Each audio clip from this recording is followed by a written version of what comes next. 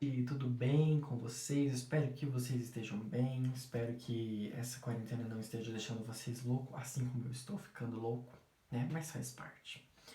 Galerinha, precisamos seguir o conteúdo, né? Nós estamos aqui envolvidos com as concordâncias, né? Discordando de muita coisa, mas faz parte. Galera, vimos concordância nominal e verbal, e agora nós vamos ver alguns casos especiais de concordância verbal, né? Mas que casos especiais são esses?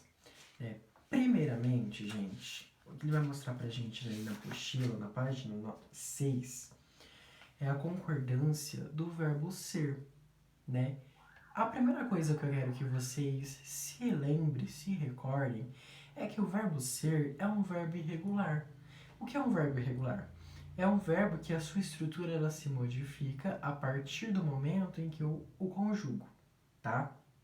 Então, ó, como a gente conjugaria o verbo ser? Eu sou, tu és, ele é, né? Nós somos, vós sois, eles são. Então, a partir do momento que eu conjugo esse verbo e o seu radical ele se muda totalmente, nós temos aí um verbo irregular, considerado irregular, tá, gente?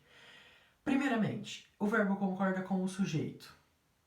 Essa é a regra simples dos casos em que nós temos aí a concordância do verbo ser. Concorda com o sujeito. Beleza. As crianças são, o verão é, tranquilo. Fichinha, né? Se o sujeito for constituído por um termo que denota pessoa, então o sujeito ele é constituído por um termo que denota pessoa, tá? A concordância normalmente é feita com esse termo. Então, ela é as alegrias. Ela tá denotando uma pessoa, uma menina, uma garota, uma mulher, né? Ela é as alegrias, né? O sujeito ela é designativo de pessoa. Preste atenção nisso. Portanto, a concordância verbal do verbo ser com essa partícula é obrigatória. No entanto, a gente sempre tem um porém, né? Há casos em que a concordância verbal do verbo ser ela é feita com o predicativo do sujeito. É aí que o bicho pega. Mas o bicho pega, mas não pega tanto, tá? E não com o sujeito. Então, assim, nesse momento a gente vai entrar em casos em que o verbo ser ele não vai concordar com o sujeito mais, mas com o predicativo do sujeito. O que é o predicativo do sujeito? É um termo ou uma expressão que vai caracterizar ou qualificar o sujeito. Fechou? É isso, tá? O adjetivo não qualifica ou não caracteriza? O predicativo ele também vai fazer isso, tá? Mas aí a gente não tá falando de morfologia, mas a gente está falando de sintaxe. É algo mais complexo, tá? Mas ou é um termo ou uma expressão que vai caracterizar ou qualificar o sujeito. Beleza? 6 ocorrências, tá? Essa tabelinha está nos mostrando então 6 ocorrências. A primeira delas é quando a gente tem um pronome indefinido ou demonstrativo, né? E um predicativo do sujeito é constituído por um substantivo no plural, tá? Então eu tenho aí o meu sujeito, que vai ser um pronome ou indefinido ou demonstrativo, e o meu predicativo do sujeito, que tem um substantivo no plural. Olha só. Tem dois casinhos especiais nisso. O verbo ser concorda com o predicativo do sujeito. Então, tudo, meu sujeito, pronome indefinido, tudo, são novidades e entretenimentos. Meu predicativo aí, sujeito. Novidades e entretenimentos. Por quê? É o predicativo do sujeito. Porque novidades e entretenimentos é a característica de, né? Tudo é. Tudo são, perdão. Né? Então, novidades e entretenimentos está no plural. E por estar no plural, o verbo também precisa ir, tá? Aí nós temos um segundo caso, né? Olha só, é um caso raro, mas pode acontecer, tá? Que é quando a gente precisa, a gente tem intenção de conferir ênfase no sujeito. Meu sujeito é o meu foco, então é nele que eu preciso focar. Nesse caso, eu concordo com ele. Tudo é esperanças. Esperanças é o quê? Uma caracterização, né? Esperanças, um substantivo abstrato que está no plural. Mas, quando eu estou dando ênfase pro meu sujeito, é com ele que o meu verbo precisa concordar. Ok? Segundo, então, é um sujeito formado por um substantivo no singular, né? E o predicativo do sujeito no plural. Então, substantivo no singular e predicativo no sujeito. Só que ambos não designam pessoas, tá? Então, o verbo vai concordar com o predicativo do sujeito no plural. Então, o maior problema da população não é designativo de pessoa. Estou designando pessoa? Não. O maior problema da população. Não estou designando pessoa, tá? São as enchentes. Olha só, as enchentes no plural, meu verbo foi pro plural também. É isso que eu tenho que fazer. Eu tenho então o quê? O substantivo, né, que não designa pessoa, né, mais um predicativo no plural, tá? Beleza? Aí nós temos a terceira ocorrência, né, sujeito formado por um pronome interrogativo. Quais são os pronomes interrogativos? Que, quem, o que. O verbo ser, ele vai concordar com o predicativo do sujeito. Então, repare, a maioria das coisas, ele sempre vai estar concordando com o predicativo, seja ele singular ou plural, tá? Quem foram os escolhidos? Quem foram os escolhidos? Os escolhidos foram, tá? Os escolhidos. O que são textos descritivos? Textos descritivos, concordei com o meu predicativo, ok? Sempre do sujeito, viu, gente? Esquece o predicativo do objeto. Aqui é o predicativo do sujeito. Tudo aquilo que vai caracterizar ou vai qualificar o meu sujeito, que pode ser tanto um termo quanto uma expressão, beleza? Sujeito formado por termo no plural, que indica preço, medida, quantidade, e o predicativo do sujeito, ele é constituído pelas expressões é muito, é pouco, então alguma coisa que vai indicar preço, quantidade, medida, e o meu predicativo vai ser constituído por muito, pouco, é suficiente, tá? Então olha só, o verbo, ele vai concordar com o predicativo do sujeito no singular. Gente, tudo isso é pro verbo ser, tá? 20 quilos de carne é muito para o almoço com a família. Muito, singular, verbo ser é, não, são, beleza? Verbo ser empregado de forma impessoal. Verbo ser empregado de forma impessoal. Então, não tem pessoa do discurso, tá? Ou seja, sem sujeito. Na designação de horas, distâncias e datas. Então, o verbo ele vai concordar com o numeral do predicativo. Então, o meu predicativo vai conter o numeral. E é com ele que eu tenho que concordar. Por quê? Porque o meu sujeito ele é inexistente. Porque o verbo é impessoal. Então, são 3 horas. Cadê o sujeito? Não tem. Mas ali no meu predicativo, eu concordo com ele. Né? São 3, são 10, é 1 hora, beleza? Isso é muito recorrente, tá? Essas dúvidas são recorrentes porque são coisas que nós usamos no dia a dia, né? Hora, medida, essas coisas. E nós temos a sexta e última ocorrência, que é o verbo ser usado numa expressão de realce é que. Uma expressão de realce, quando a gente quer realçar. Né? Normalmente a concordância é feita no singular. Então, nós é que fomos, não é quem. Então, nós é que fomos. Então, nós temos aí também o verbo é, né, o verbo ser, né, flexionado, é, mas no sentido de realce, uma partícula de realce. Lembra que a gente conversou já sobre partículas de realce, como expletiva, que você quer realçar? Então, nós fomos convidados, nós é que fomos, tá? Está realçando esse meu enunciado, tá? Nesse caso, então, concordância no singular. Belezinha, gente? Verbo ser a gente já deixa de lado, entramos então com os verbos impessoais haver e fazer, tá? Aqui também a gente pega um pouquinho, mas nada impossível.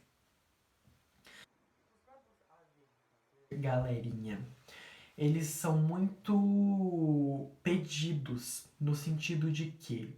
De dúvidas, né? Então, há muitas dúvidas. Quando a gente vai falar de vestibular, de Enem, de concurso, de qualquer prova que seja, esses malditos caem, né? E a gente muitas vezes, as pessoas comumente erram, porque acham que por estar no plural, o verbo vai no plural, mas nós estamos tratando de verbos impessoais, né?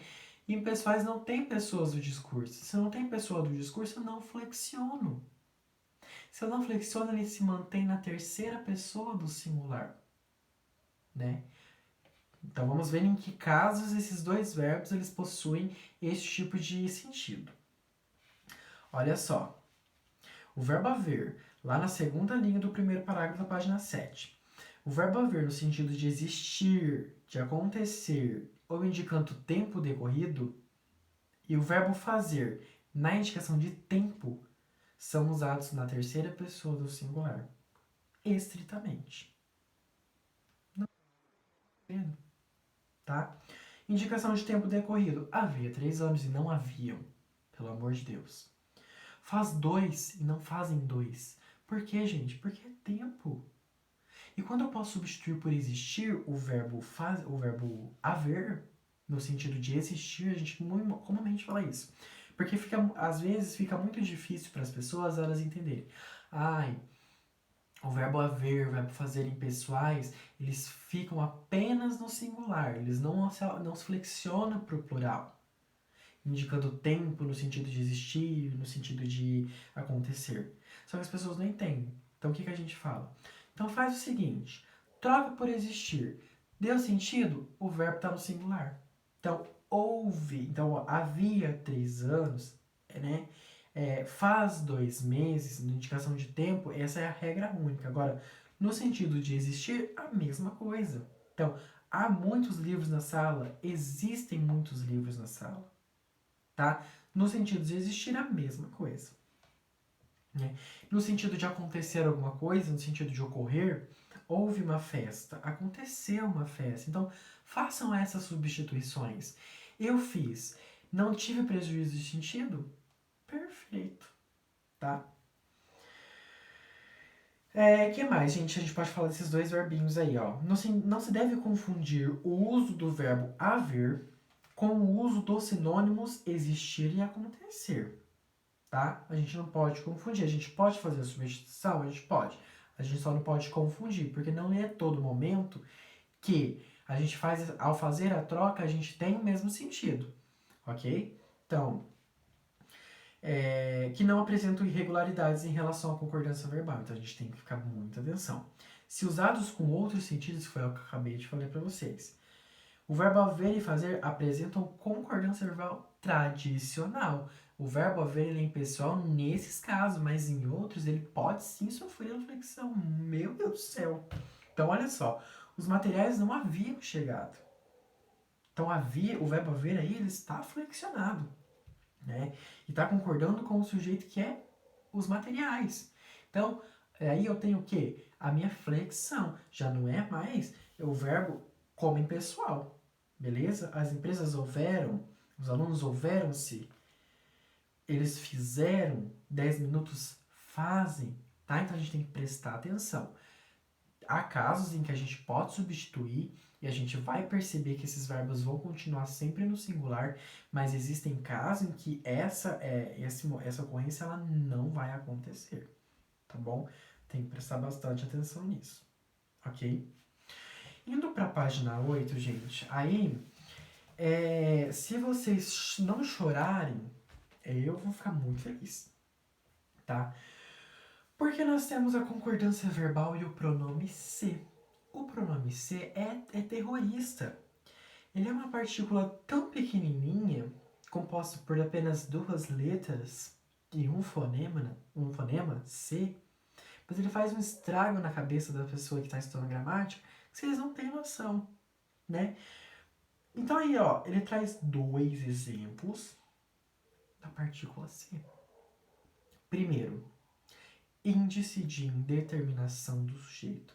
Esse filho da mãe, ele tem a capacidade de, ao se juntar a um determinado verbo, e fazer com que o sujeito, tipo assim, não que ele suma, porque não é inexistente, mas não se determine, a gente não consegue se determinar, né? Então, ó, quando o verbo ele é transitivo direto, ele é intransitivo, ou ele é um verbo de ligação, aí, meu querido, desde que o objeto não esteja explícito na oração, tem isso também, né? Tem isso também.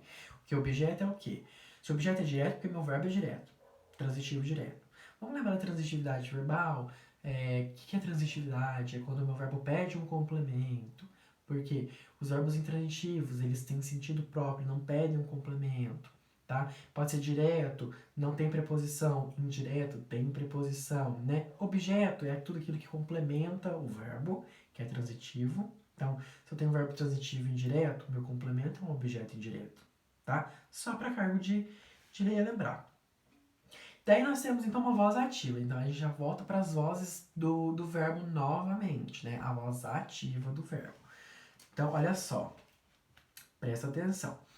Necessita-se de eletricistas experientes.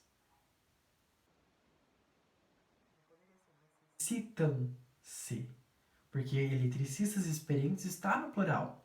Só que daí tem a partícula se. E essa partícula se, como o próprio nome diz nessa primeira regra, ela se torna índice, ou seja, ela vai indicar a indeterminação do sujeito. Aí então, meu querido, esses eletricistas experientes, eles não são mais sujeitos, eles passam a ser predicativos. Então eu não tenho sujeito, tá? Eles passam a ser, na verdade, não é predicativo, me perdoe, objeto. Então, necessita. Quem necessita, necessita de alguma coisa, né? Olha o meu de. Eu pergunto pro verbo, você necessita de. Ah, então eu tenho de, eu tenho uma preposição, então é um verbo transitivo indireto, né? Consequentemente, o restante é objeto indireto, tá? Só que a se, nesse momento, está indicando a indeterminação do sujeito. Então, ela bloca. É como se ela quebrasse a frase no sentido de não determinar o sujeito. Então, a gente só não tem um sujeito por causa dessa filha da mãe, tá? Então, o verbo necessitar é transitivo indireto, por isso o pronome se exerce a função de índice de indeterminação do sujeito, o que justifica, então, o uso da terceira pessoa. A partir do momento em que eu não tenho sujeito, né? Não tem o meu sujeito determinado, o meu verbo então ele não é flexionado. Ele fica na terceira pessoa do singular, tá? O verbo necessita. Por isso ele não foi flexionado, tá, gente? Então uma coisa leva a outra, tá? Índice de indeterminação do sujeito é isso. Aí ele vem como pronome apassivador. Olha só que filho da mãe. Nós temos nas vozes do verbo 3 tipos: a voz ativa, a voz passiva e a voz reflexiva. De um modo geral, a voz ativa é quando o meu sujeito ele é agente. Então ele vai praticar a ação do verbo, beleza? O meu sujeito na voz passiva ele é paciente, então ele vai sofrer a ação do verbo. E na reflexiva, então, ele vai tanto praticar ação bem como sofrer, tá? Então, olha só. Pronome apassivador. Ocorre quando o verbo é transitivo direto ou direto e indireto, no caso bitransitivo. O que acarreta o sentido de voz passiva sintética? A voz passiva sintética, gente, é quando a gente tem o verbo mais a partícula ser, tá? A voz passiva analítica é o meu verbo ser com mais um verbo principal no particípio. Mas isso vocês não precisam entender, tá? Só tô querendo que vocês saibam a diferença. A analítica é formado pelo o verbo ser mais um verbo no particípio, e a passiva sintética, né, reduzida, sintetizada, a gente tem o nosso verbo, que pode ser transitivo direto ou direto e indireto, no caso bitransitivo, quando o verbo ali é as duas coisas, né? No sentido de voz passiva sintética. Então, eu tenho aí o pronome ser ligadinho ali com o verbo, tá? Então, ó, nesse caso, a concordância é feita com o sujeito paciente presente na oração. O sujeito é paciente porque, como eu falei para vocês, ele vai sofrer. Então, vende-se água de coco gelada. Então, a água de coco gelada são vendida, é vendida, tá? Alugam-se casas na praia, né? Essa é na voz sintética. Se fosse na analítica, presta atenção na analítica. Casas na praia são alugadas. Olha o verbo ser mais o verbo no particípio. Conseguir entender a diferença da analítica e da sintética? Né? A gente pode transformar uma na outra para não se confundir. Então, por exemplo, alugam-se casas na praia. Alugam-se. Eu tenho o verbo, né, flexionado mais a partícula se sendo a minha voz apassivadora, tá? Casas na praia, tá? Passiva sintética. Passiva analítica. Casas na praia são alugadas. Lembra que a analítica é o verbo ser mais um verbo principal no particípio. Qual é o particípio? A do é do ido. Então, casas na praia são alugadas. Entenderam a diferença entre analítica e sintética? O foco aqui, gente, é a sintética, mas vocês só precisam, só para diferenciar a analítica. Né? Amolam-se alicates e tesouras. Então, voz passiva sintética. Então, quando ele está aqui exercendo esse tipo de função, então ele é uma partícula apassivadora. Ele exerce função de pronome apassivador. Ok? Beleza, gente? Tranquilinho? Agora a gente entra na silepse, tá? Olha, eu vou ser bem sincero para vocês. Silepse é coisa de louco. Vocês vão entender. A silepse, então, gente, é aquela concordância ideológica. Eu vou concordar porque eu quero, tá? Eu vou ignorar a gramática, vou concordar do jeito que eu quiser, porque eu acho que essa concordância ela é mais cabível, tá? É bem assim, de modo informal. Ocorre quando não são levadas em consideração as razões gramaticais, tá? E o sentido, a ideia daquilo que quer se passar, o significado. Então, eles estão nem aí para as regras gramaticais. Então, eles vão concordar de acordo com a ideia, com o sentido a que se pretende, né? Quando eles fazem isso, eles fazem uma concordância ideológica. Tá errado, gente, do ponto de vista gramatical? Sim, porque nós precisamos fazer uso da concordância correta.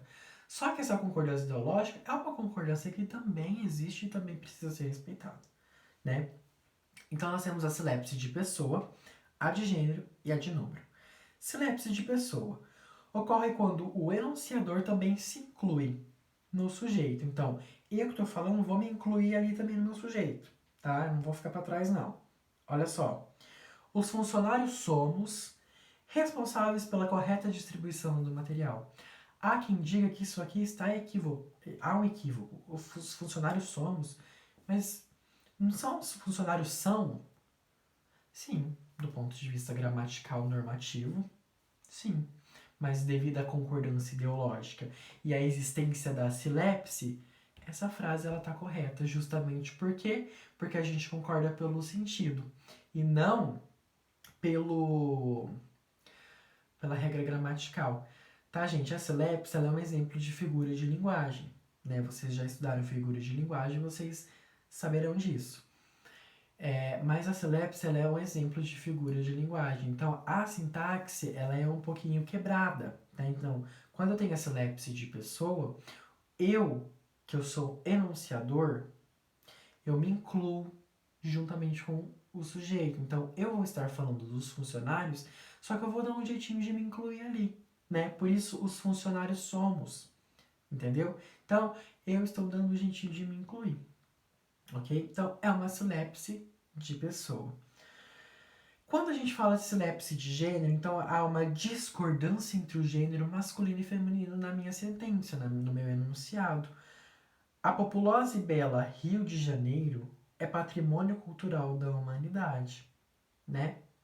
Rio de Janeiro, a gente não fala Rio de Janeiro, a gente fala? Não, a gente fala o Rio de Janeiro. Então, há uma discordância entre o gênero feminino e masculino, né? Rio de Janeiro é masculino, mas populosa e bela são adjetivos femininos. Mas ocorre essa quebra também. Ocorre essa concordância ideológica, né? Então ocorre essa figura de linguagem, essa silepse de gênero. É quando o meu gênero, então, sofre essa quebra de gramática, digamos assim. E nós temos também a silepse de número, né? Ocorre quando o núcleo do sujeito é formado por um substantivo no singular que se refere a uma ideia de plural. Então eu tenho o núcleo do sujeito, tá? O núcleo do meu sujeito, né? Ele é formado por um substantivo que vai estar no singular, só que o sentido daquilo que vem após é plural. Ó, a banda era muito apreciada. Tocavam com o coração e o público aplaudia muito. Se você pensar, por um lado, banda é o coletivo de vários músicos, né? Banda. Como banda é um coletivo que insere várias pessoas, então beleza, o uso de concordância. Tranquilo, tá? Só que a silepse é uma quebra, né? A banda é uma banda só, né? Então, do ponto de vista gramatical, há um equívoco. Só que pela concordância ideológica da silepse, não, tá? Pelo que? Sentido. Então, olha só, o núcleo do sujeito é formado por um substantivo no singular que se refere a uma ideia de plural, entendeu? A banda dá a ideia de plural, porque a gente tem várias de... Uma banda é composta por várias pessoas, então dá essa ideia, né? Aí ele diz aí, a concordância entre o núcleo do sujeito, banda, e o verbo tocar obedece ao critério de coletivo que o termo banda possui. Então, o distanciamento entre sujeito e o verbo propicia essa construção. Então, o que vai propiciar essa construção? O distanciamento. Tá vendo que tocava não tá depois do meu sujeito? Não tá depois. Tá longe. Há um distanciamento, o que permite a minha compreensão de forma correta. Entendeu? Então, a banda era muito apreciável. Tocavam com o coração e o público. Entenderam? Esse distanciamento é o que causa a minha compreensão. O meu ok na concordância. Tá? Agora, se tivesse, por exemplo, ó, vale ressaltar que em construções como, página 9, gente, a turma chegaram, o princípio siléptico ocorre? Ocorre. Mas não é válido pelo registro formal. Por quê? Porque não há distância. Tá vendo a diferença? Eu tenho a silepse. Mas eu não posso concordar por quê? Porque não há distância.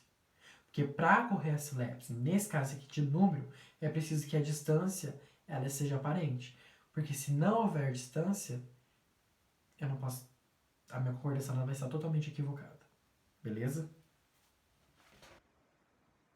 Galera, temos a concordância verbal na linguagem da internet. Quando a gente fala aqui, ele traz principalmente o exemplo que está aí nesse computador, esse notebookzinho aí, ó. As árvores somos nós. É um exemplo de silepse, né? As árvores somos.